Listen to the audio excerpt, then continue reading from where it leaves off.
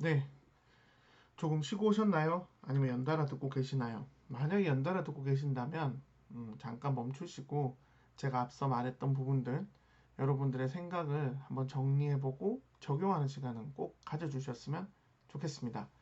이번 시간에는 학교 폭력의 특성과 이런 부분들을 이야기를 해보려고 하는데요. 경량이라든지 학교 폭력의 경량에 대한 이야기를 좀 해보려고 합니다. 여기 보시는 것처럼 저연령화, 집단화 및 조직화, 잔인성, 일상화와 둔감화, 사이버 폭력, 그다음에 여학생 성폭력, 이제 기타 폭력 활동 등으로 좀 나타나고 있는데요.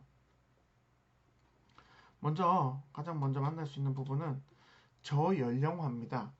학교 폭력의 가해자와 피해자 연령이 점점 낮아지고 있다는 거죠. 초등학교 고학년부터 중학생 시기에 사춘기의 신체적, 심리적 변화가 나타나고 이러한 조숙화 경향으로 학교 폭력을 경험하는 시기도 앞당겨지고 있다는 겁니다. 최근에는 학교 폭력이 고등학교에서 중학교로, 중학교에서 초등학교 고학년으로 연령화가 낮아지는 추세가 학교 폭력의 첫 번째 특징이기도 합니다. 이게 예전에는 뭘 몰라서 그랬다 뭐 했다 이럴 수 있는데 유아교육 현장에서 한번 보시면 이런 게 좀 있을 수 있어요. 이거는 제 개인적인 의견에 조금 더 가까웠기 때문에 조심해서 들으셔도 되는데 그냥 이럴 수도 있구나라는 생각을 그냥 그렇게 편안하게 들으시면 되겠습니다. 무슨 말이냐면 저도 우리 아이가 있기 때문에 아이를 보면 아이는 기본적으로 누군가를 공격하거나 그런 것들보다 물론 이제 가정마다 좀 차이 날 수 있는데 좀 측은지심 아이의 마음은 좀 항상 순수한 게 좀 있습니다. 그런데 부모의 영향을 많이 받는 것 같아요. 부모가 어떻게 보면 이제 뭐 사람을 무시하거나 이런 태도를 가지고 있으면 아이도 그런 게 있더라는 거죠. 그러면 이게 무슨 말이냐면 여러분들이 그런 얘기 들으셨을 거예요. 요즘은 뭐 전세 거지라든지 뭐 월세 거지라든지 뭐 이런 이제 뭐 그다음에 또 뭐 100이 200이 뭐 이러던가 월에 뭐 100만 원 버는 거지 뭐 이런 얘기들 이런 이야기들이 어른들 사이에서 나타나니까 아이들도 그거를 받아들이기 시작을 해요. 무슨 말이냐? 야, 내가 너보다 더 나은 사람이야 라고 사람을 나누고 계층화를 하면서 이 경제 논리에 사람들을 많이 넣기도 해요. 외모도 포함되기도 하고. 근데 이게 예전에는 중학교 시절, 고등학교 시절처럼 어느 정도 내 스스로 뭔가 좀 나타내고 스스로 발달하는 과정에서 좀 나타났다면 초등학생의 특징이 어떤 게 있냐면요. 자신의 생각이 매우 강한 것처럼 보이지만 실질적으로는 나의 주 보호자, 내가 생각하기에 뭐 중요하다고 생각하는 타자의 영향을 많이 받습니다. 초등학생들 중에서 되게 어른스럽게 이야기하지만 실질적으로 부모가 하는 이야기들을 앵무새처럼 말을 하는 아이들도 많다라는 거죠. 그래서 이 저연령화 현상은 어른들조차도 남을 공경하거나 남들을 배려하는 사람들이 아닌 자기가 중요하다는 사람의 퍼센테이지가 늘어나기 시작하니 이 문화가 당연히 어떻게 보면 어리기 때문에 더 쉽게 배울 수 있는 아이들한테도 나타나서 저연령화가 되는 건 아닐까라고 제 개인적인 생각을 한번 해보기도 했습니다. 그 다음은 집단화 및 조직화입니다. 이 부분은 좀 특징이 있긴 하면서도 요즘 제일 학교 폭력의 타깃이 되기도 해서 괜찮다 하긴 하는데 실질적으로는 단독적 폭행보다는 조금 조직화 추세로 좀 변하기도 했다라는 거죠. 그래서 뭐 애들 뭐 인천에 무슨 학교 뭐 이러면 이런 것들 부분들도 있고요. 최근에 와서는 조금 이 특징은 조금 양극화가 되는 것 같아요. 무슨 말이냐? 예전에는 정말 뭐 단순한 패거리, 뭐 불량 서클 이런 친구들이 많았다면 지금은 이제 공부도 잘하고 집도 잘 살고 이런 아이들이 이제 뭐 어떤 영향을 받아서인지 이런 자기들만의 어떻게 보면 단체라든지 친목 모임을 만들고 거기에서 일어나는 폭력 행위나 학교 폭력 행위 못해서 금품갈취가 나타나기도 하더라는 거예요. 그럼에도 불구하고 더 신기한 건 더 걸리지 않아요.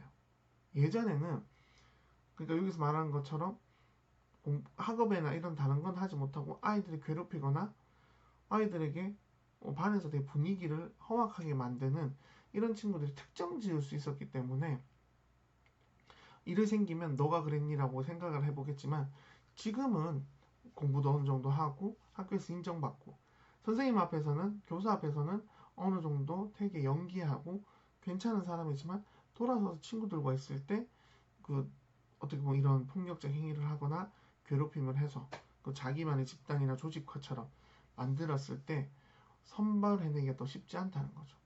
그래서 그런 거 있었지 않습니까? 그 호통하는 판사, 그 판사의 재판을 보면 그런 얘기를 합니다. 아니, 그 지금을 보면 이 친구는 정말 실수고 공부도 잘하고 조금은 일탈일 뿐이기 때문에 이 친구는 선처를 해서 좋은 대학 가야 된다. 선생님이 그런 걸 써줬다. 뭐 그런 부분들을 봤을 때 아니 왜 이런 게 말이 되냐라고 얘는 판사가 예전에 좀 올라왔었죠. 근데 그런 걸 좀 생각을 해본다면 이제는 조금 달라지는 부분도 있는 것 같습니다. 그 다음은 잔인성입니다. 잔인성은요, 학교 폭력이 점차 범죄 수준으로 이 잔인성이 강해지고 있다는 것이 문제입니다.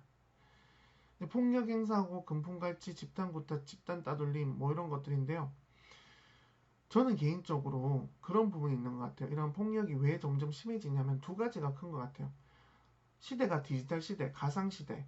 어떻게 보면 컴퓨터를 포맷하는 게 익숙한 시대인 거예요. 무슨 말이냐? 자살률도 증가하지만 생명이라는 것에 대해서 경시하는 거예요. 인권을 존중한다, 생명을 존중한다 얘기하지만 생명 위에 돈을 지금 돈이나 경제 논리가 생명보다 위에 있죠. 예를 들어서 그 뭐 어쩔 수 없어요라고 얘기할 수도 있겠지만 병원에서 병원비가 없으면 미국보다는 아직 좀 덜한지는 잘 모르겠습니다. 병원비가 없으면 당연히 치료를 받을 권리도 없다라는 거죠.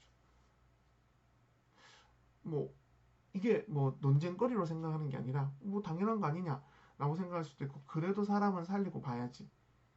이거는 그 다음 문제인 거죠. 복지라든지 이런 것에 있어서도 그렇고요.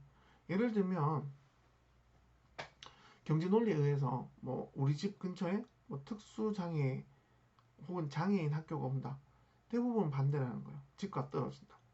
근데 우리가 사회 전체로 봤을 때 이런 사람들에게 어떻게 보면 교육기관 하나 더 있는 게 얼마나 중요한 문제입니까? 그런 식으로 달라질 수 있고요. 그 다음에 단순 폭력보다는 지속적이고 잔인하고 집요하게 가해지는 거예요. 괴롭힌 사람을 끝까지 쫓아다니면서 아까 말한 것처럼 사이버 폭력이나 가상 게임을 통한 폭력, 동영상 촬영들도 해서 어떻게 보면 온라인에 올려버리는 거죠. 이거는 그러면 영구 그렇게 되는 거예요. 그래서 요즘 이런 걸 삭제하고 지우는 일들, 개인 소장하는 것까지 지울 수 없기 때문에 온라인에 이런 게 올라가면 아까 말한 것처럼 생명에 대한 디지털 세대들은요 그런 게 또 있어요. 껐다 키면 되지, 다시 하면 되지. 그런 생각을 어떻게 하죠? 라고 생각할 수 있는데 어렸을 때부터 너무 자연스럽게 그런 것들이 익숙해지면요 생명도 그렇게 생각을 해서 극단적인 선택을 하는 친구들도 많다는 겁니다. 그 다음에 저는 개인적으로 이걸 참 되게 심각하게 생각을 하는 문제 중에 하나인데요.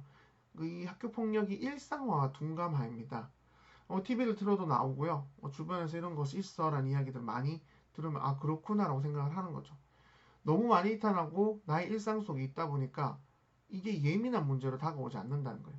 어떻게 해야 되겠다, 바꿔야 되겠다가 아니라 그냥 그렇구나 라고 이야기를 하는 거죠.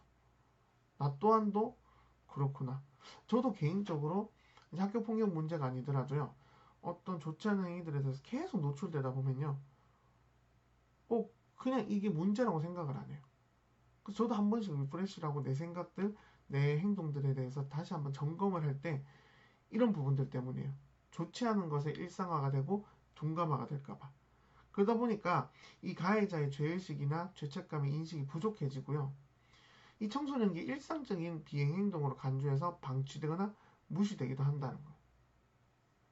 아까 앞서 봤던 영상에서도 나왔겠지만 그냥 언어 폭력 자연스럽고 SNS에 저격글 올리는 것도 일상이 되어버리는 게 가장 큰 문제라고 저는 생각을 합니다.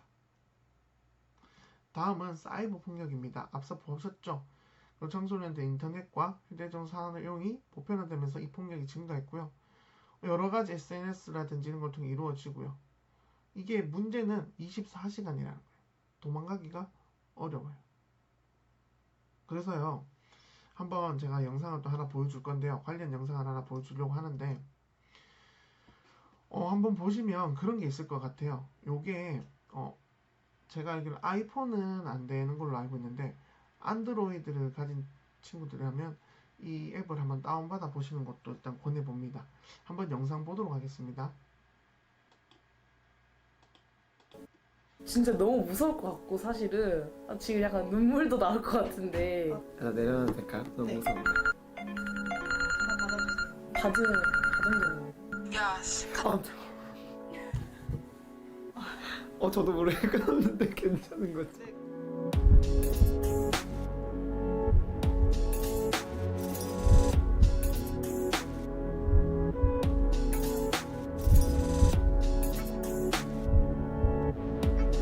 고등학교 1학년이었던 딸은 사이버 폭력에 시달린 나머지 지난 7월 극단적인 선택을 했습니다.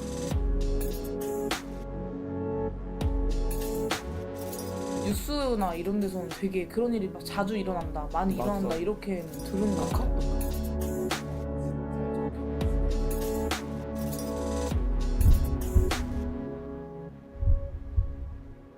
받은 야, 씨. 아, 야, 씨. 카톡 바로 안 보냐? 죽고 싶어서 환장을 했지? 두고 봐. 죄송해요. 제가 너무 당황해서 괜찮아요. 바로 넘겨버렸어요. 제품 막 빨리 보라고 욕을 하네요. 야, 한이주 뭐 대답 바로 안 하냐 이러면서. 뭐예요? 엄청나게 많은 친구들이 저를 초대해줬네요. 똑같은 말들이 이제 도배돼서 단톡방에서 이제 막 오고 있는데 뭐라고 해요? 병신놈이 존나 나대고 야 미친이랑 이제 죽여줄 테니까 자살하지 마라. 설치고 다닌다. 페이크를 맞는 사진, 이렇게 막 되게 더럽게 이렇게 괴롭힌 사진을 페이스북에 올린다고 했는데 페이스북에 가보면 너무 슬플 것 같은데. 페북에 동영상을 올렸네요. 아 이거 소리 줄일 수 없나요? 너무 마음 아픈데.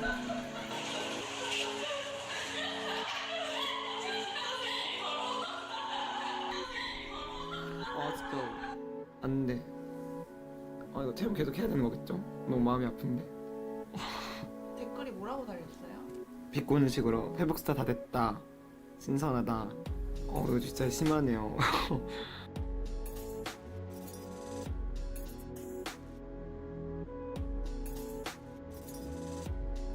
제 번호랑 거주지가 털렸어요. 털리고 애들이 막 이제 저를 괴롭히고 찍은 사진이 게재되어 있네요. 되게 여긴 진짜 이 사진은 아무도 제 편을 들어주지 않고 있어요. 다들 막다 병신이라 그러고 뭐가 쓰레기냐 그러고 쓰레기는 쓰레기끼리라 그러고. 너무 심하다 이거. 바닥에 심지어 밥을 막 떨어뜨려 놓고 주워 먹으라든지 이런 것도 너무 충격적인 것 같아. 애들이 막 제 욕을 되게 오래전부터 했나봐요. 이제 설치고 다닌다는 개 맞음? 이런 식으로 웃는 게 이렇게 제가 하지도 않은 일들을 실제인 것처럼 이렇게 여기저기 얘기하고 다닌다는 게 너무 어이가 없고. 저격글도 올라와요. 저격글이 올라와 있네요. 미친놈을 조심하라고, 짝짝 설치고 다니라고. 한번 이제 닫고 문자가 오네요. 문자가 뭐라고 왔나요? 안 돼. 엄마한테 문자 왔어요. 안 돼. 엄마가 뭐라고 했어요? 이거 너무 슬픈데. 데이터 요금 왜 이렇게 많이 나왔냐. 답장도 없고 엄마 화났다. 전화를 안 받는데 오는 길이냐. 왜 연락이 없냐. 걱정은. 동생도 괴롭힌다.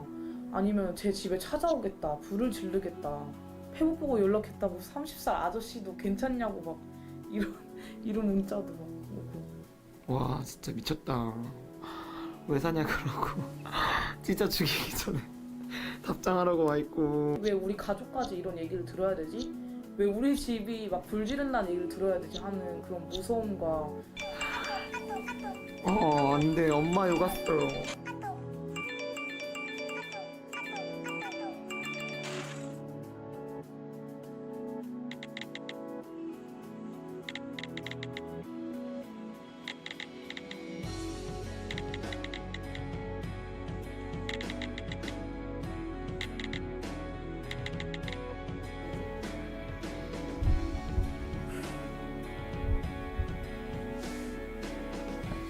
보이게는 몇 달 동안 이게 계속된다고 생각하면 어떨 것 같아요? 그때까지 못 견딜 것 같아요. 저도 극단적 몇 개월까지 선택 못 정말 견딜 것 같아요. 가장 기억에 각인됐던 게 뭐예요? 엄마. 엄마랑 진짜 엄마. 동생. 가족 가지고 협박하는 게 진짜 너무 무서워.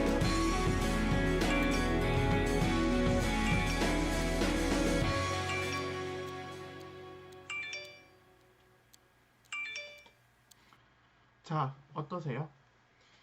만약에 지금 이 영상에 나온 것처럼 이런 체험을 해본다면 여러분은 어떨 것 같으세요?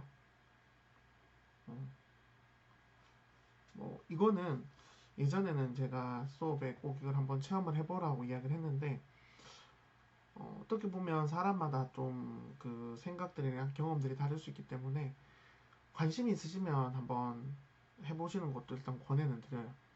이유를 명확하게 하셔야 돼요. 뭐냐면 피해자의 마음을 이해해보고 그 입장을 알아보기 위해서 한다. 명확한 목적 없이 그냥 하는 건 저는 조금 조심스러운 부분인 것 같습니다. 자, 다음은요. 이제 또 여학생 성폭력에 대한 이야기입니다. 최근에는요. 이 여학생의 학교폭력이 증가를 하고 이 여학생의 학교폭력의 특징은 집단적인 거예요. 그래서 언어적 폭력뿐만 아니라 신체적 폭력이 나타나는데요. 그래서 이 수치심이랑 복종심을 주기 위해서 옷을 벗긴 후에 때리거나 머리카락에 불을 붙이고 몸 안에 이물질을 집어넣고 이 질투심에 의해서 자신의 남자친구를 시켜서 성폭행을 하여 교사죄로 처벌받는 사례 등이 있다라는 거예요. 이런 것들을 봤을 때 여학생의 폭력이 더 심한 거 아니냐라고 볼 수도 있는데 좀 잔인하고 무서운 부분들이 있죠. 이것도 관련해서 영상을 한번 보도록 하겠습니다. 피투성이가 된 여중생 사진이 일으킨 파장이 일파만파 번지고 있습니다. 사건 자체에 대한 공분도 뜨겁고 이 관련법 개정 여론도 들끓고 있습니다. 이번 사건의 처음부터 관련된 또 논의까지 짚어보도록 하겠습니다. 자, 취재기자 전화로 연결돼 있습니다. 김종호 기자. 네, 김종호입니다. 자, 먼저 이 피해 여중생이 심하게 다쳤습니다. 그 경위부터 좀 알아보죠. 네, 폭행 사건은 지난 금요일, 그러니까 1일 밤 벌어졌습니다. 부산 엄궁동에 있는 인적 드문 공장 앞이 발생 장소입니다. 예. 중학교 2학년인 A양이 B, C양 등에게 끌려가 폭행당했습니다. 당시 CCTV를 직접 보니 공장 앞에 등장한 시각이 밤 10시 10분 무렵이고 빠져나간 게 10시 반 넘어서였습니다.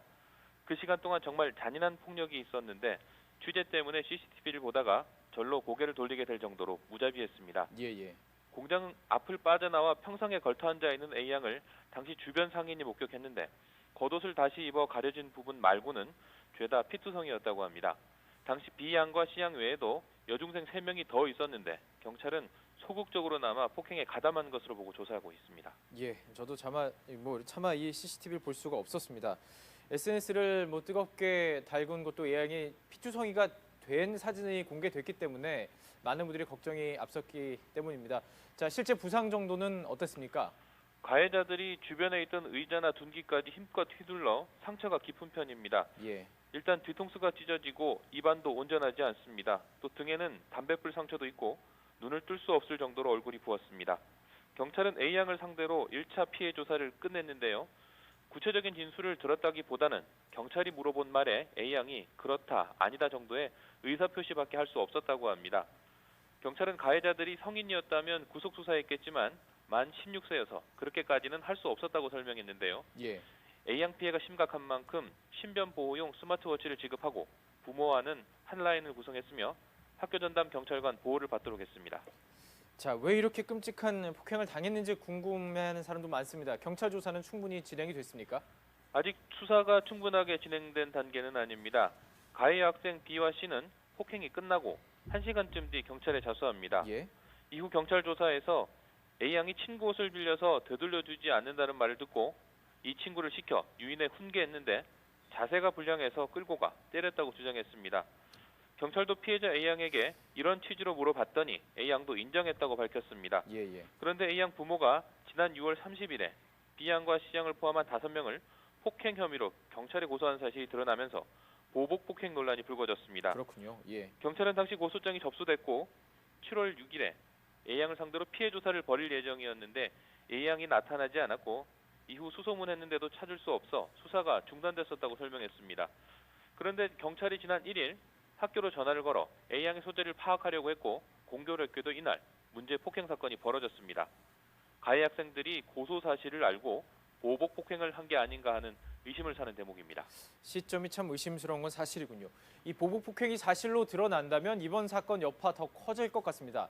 실제로요, 이 사건 때문에 소년법을 개정해야 한다 이런 여론까지 일고 있죠. 네, 그렇습니다. 청소년들이 소년법을 방패막이 삼아 더 이상 잔인한 범죄를 저지를 수 없게끔 자, 이런 내용들을 보시면 어떤 것 같으세요? 이불로 조금 그 현장에 이제 다 끝나고 나중에 정리된 뉴스 자료가 아니라 이런 내용들이 조금 핫할 때 서로 이런 언론의 보도를 좀 보여드렸습니다.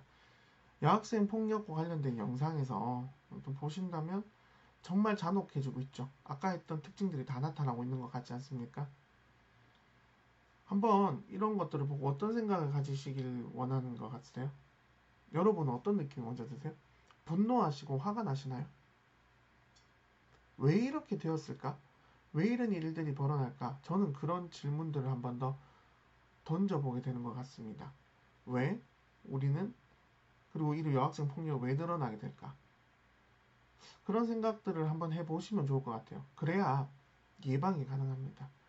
왜 일어나는지, 왜 이런 일들이 생기고 있는지 우리는 사회적인 인식을 지속적으로 하고 질문을 던지는 사람이 되어야 되기도 하는 것 같아요. 그러나 내가 최소한 있는 학교 현장에 이런 일들이 없어지기 위해서 교육도 하고 학생들의 관계도 만들어가는 게 중요한 것 같아요. 기타 폭력 활동들을 보면 성폭력, 성추행, 학교폭력의 은폐, 이중적 피해 학생 이게 뭐 어떤 거냐면 어떻게 그 피해자이던 학생들이 가해자가 되는 경우도 있고요.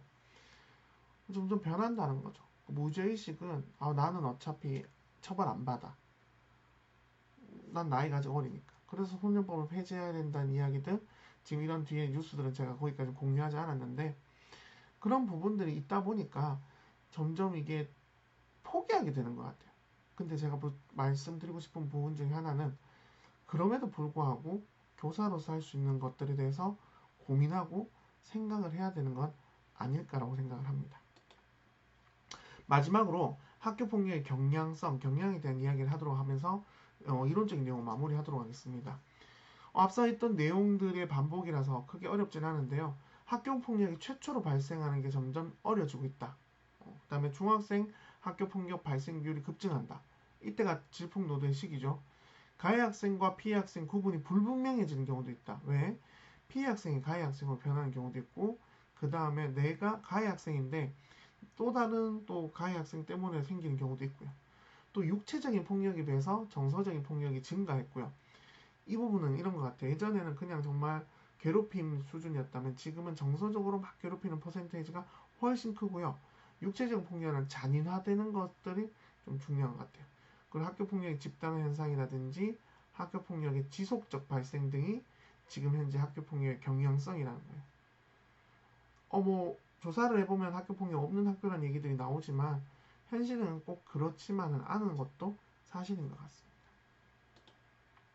마지막으로 학습 과제로 이제 내용을 좀 정리해 보겠습니다. 여러분에게 두 가지 질문을 하겠습니다. 학교폭력의 개념은 되게 다양했습니다. 오늘 들었던 수업의 내용을 바탕으로 학교폭력의 개념을 재정의를 해보신다면 어떻게 정의해 보실 건가요? 또한 이 학교폭력의 형태가 점점 변화되고 있는데 최근 이 학교폭력의 경향을 설명해 보고요. 학교폭력을 해결하기 위해서 예방 프로그램을 만들어서 제안한다면 여러분은 어떤 식으로 해볼 건가요? 제가 앞서 강의하는 중간에 계속 질문을 좀 던졌는데요. 여러분 정답은 없어요. 어떻게 해볼 수 있을지 생각해 보시고 답들을 한번 생각을 해보시면 좋을 것 같아요. 자, 마지막으로 다음 수업에 대한 안내를 하면서 마무리하도록 하겠습니다. 다음 시간에는요. 학교폭력의 원인과 실태에 대해서 한번 이야기를 해보려고 합니다. 그래서 어떤 원인들이 있는지 한번 이야기를 나눠볼 거고요. 아무래도 뭐 심리적인 요인도 있을 것이고 여러분들이 생각하는 이제 뭐 개인적인 요인들도 있고 뭐 가정적인 요인에서는 부모의 태도라든지 여러 가지 이야기들이 있을 수 있겠죠. 그리고 실태에 대한 이야기도 좀 들으면서 여러분들도 이제 이런 내용들에 대한 상식을 넓혀보도록 하겠습니다. 2주차 수업 들으시느라 수고하셨고요. 항상 제가 하는 말은 하나입니다. 수업을 이렇게 온라인으로 들으시면서 여러분이 적극적으로 생각하고 질문하는 것을 답을 찾아보시고 적용해 보시면요. 이 내용도 조금 더 기억에 남고 제일 중요한 건 여러분의 학습이 일어난다는 점. 온라인이라 해서 그냥 멍하게 듣지 마시고 이런 부분들을 좀 생각하면서 들어주시길 바라면서 오늘 수업도 마무리하도록 하겠습니다. 수고하셨고요. 일주일 동안 혹은 주중에 이런 내용들을 여러분 주변에서 생각해 보시고 찾아보셔서 적용 한번 해보시면 좋을 것 같습니다. 수고하셨습니다.